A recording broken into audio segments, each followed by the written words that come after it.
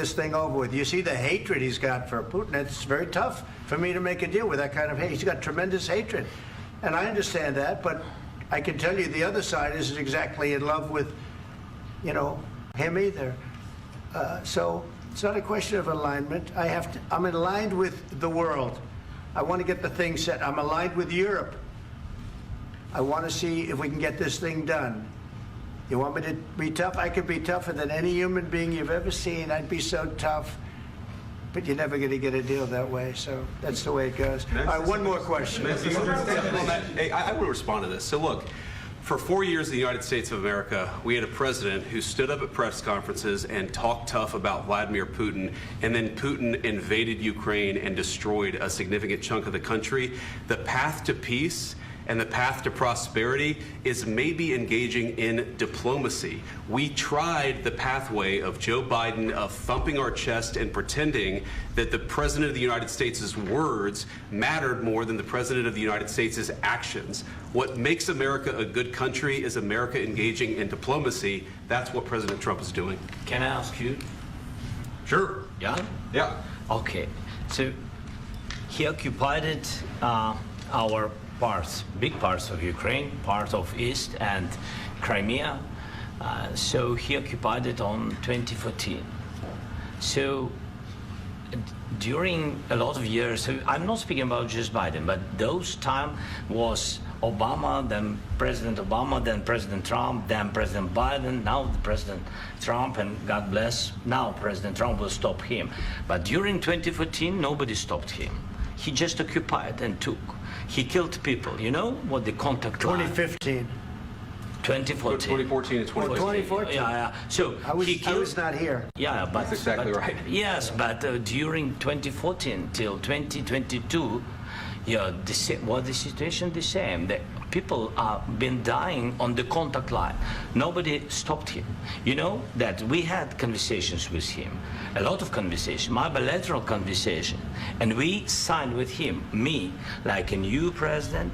In 2019, I signed with him the deal. I signed with him, Macron and Merkel, we signed ceasefire. Ceasefire, all of them told me that he will never go.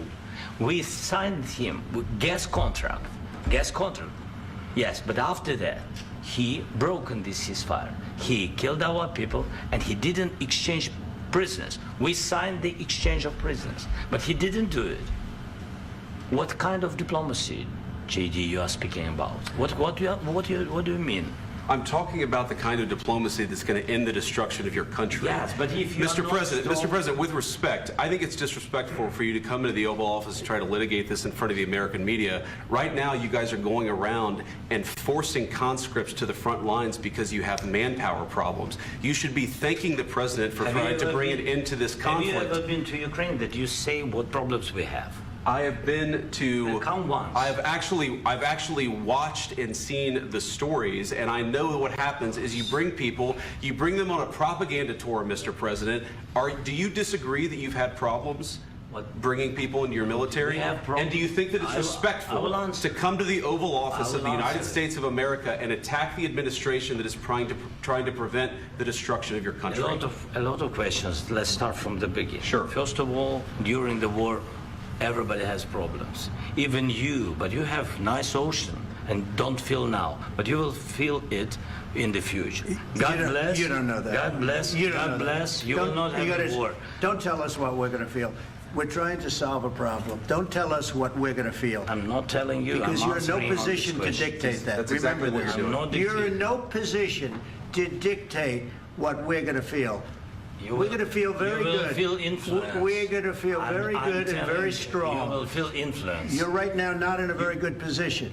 You've allowed yourself to be in a very bad position, and he happens to be right about it. From the very beginning of the war. You're not in a good position. You don't have the cards right now.